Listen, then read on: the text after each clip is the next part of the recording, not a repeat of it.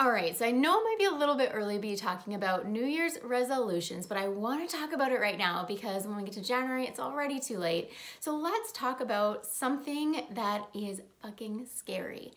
80% of people who set a New Year's resolution don't actually realize it. And hey, I am not sitting here judging at all. I've been one of those people on January 3rd that looks at my New Year's resolution and is like, shit, that's not happening.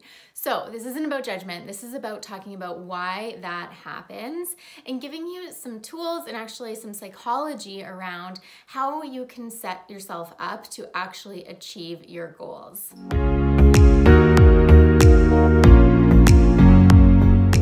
So if you're new here, welcome. My name is Kristin Constable and I'm a leadership and business coach to values-driven entrepreneurs who want to create big impact in their business and in their lives, and I help them activate their inner leader so that they can do just that.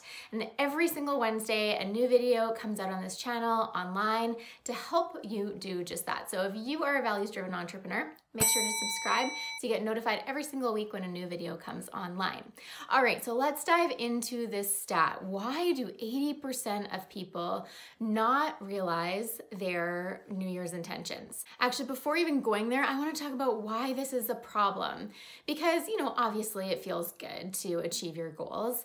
But when you don't achieve your goals, what actually happens? Well, when you say you're going to do something and you don't actually do it, you're sending a message to yourself that one, you're not reliable, two, you might not have the belief that you can do it, and three, it creates like a negative feedback loop that's really hard to get out of. So what we want to do is we want to create goals that we can achieve. So we actually create an upward spiral, a positive feedback loop that sends the message to ourselves that we can count on ourselves, that we can do what we say we're going to do, and that we are someone who can do whatever we say we're going to do. So that's why it's important. Now let's talk about why it doesn't happen, because the reality is people have the best intentions. You're not going to set a New Year's resolution or a goal if you don't think that you're going to achieve it. If you've ever been in this position, you're excited, you want to take it on, even if your coach or someone presses you on like, do you think that's realistic? You're going to say, yeah, because you've got this fire in your belly and you want to go after it. So what gets in the way? Well, what gets in the way is that people don't understand from a psychological perspective what is required to create behavior change. We just look at the behavior and we're like, we want to change that behavior, but we don't actually go back to everything that leads up to changing that behavior. And behavior change is hard. We are biologically predispositioned to resist change. The reason for that is we are safe and we are okay the way that we are. So from a self-preservation perspective, a biological perspective, is that change is actually very risky because we don't know what's on the other side of it. So we have to overcome this biological predisposition anytime that we want to make a big change. So we have to understand what's kind of behind the scenes on behavior change. So the first thing to understand is that our behavior is a cascade effect. It starts with our beliefs. So what do we believe about ourselves? Our beliefs lead then to our thoughts. What do we think? What do we think is possible? And then our thoughts lead to our actions. So let's just play this out in an example. So say you're a business owner, many of you are, and you want to make a certain number in your business. Let's just use 250K in your business next year. So you set that as a goal, and that's it. And then you start going towards that goal and nothing's really changing because from that biological predisposition or that desire to stay in homeostasis, anything that you're doing outside of your current norm is risky.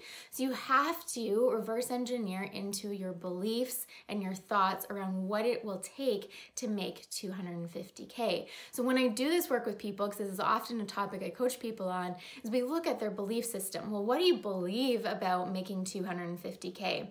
Some of the things I'll often hear are things like, well, I have to work harder, or I need to be a savvy business person, or I'm gonna have to learn how to be a marketing genius.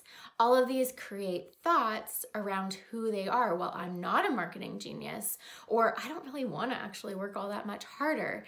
And that creates no change in behavior because We are set up to move away from pain and towards pleasure. So if pain looks like the outcome of our new behavior, which means like working harder or having to maybe learn something new, if that's scary to you, you're going to resist that change. So first of all, if you want to achieve your goals, you have to reverse engineer and look at what are the beliefs that are behind that goal and what do you need to think about yourself in order to take action on that goal.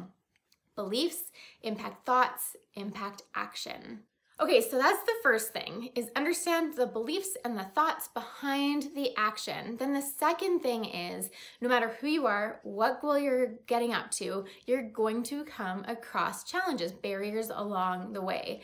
Now, if you don't think about that ahead of time and you just reach a barrier or a roadblock, it's very likely that that's going to stop you from achieving your goal. However, if ahead of time you acknowledge and you get real with the fact that this isn't just going to be like smooth sailing point A to point B, likely is you're going to have to navigate the waters as they come up, you can put a plan in place to make sure that you're set up for that when that happens. So that could look like a support system. That could look like some leeway with yourself. Like say you've got a goal around a morning routine, that you do this morning routine every single day.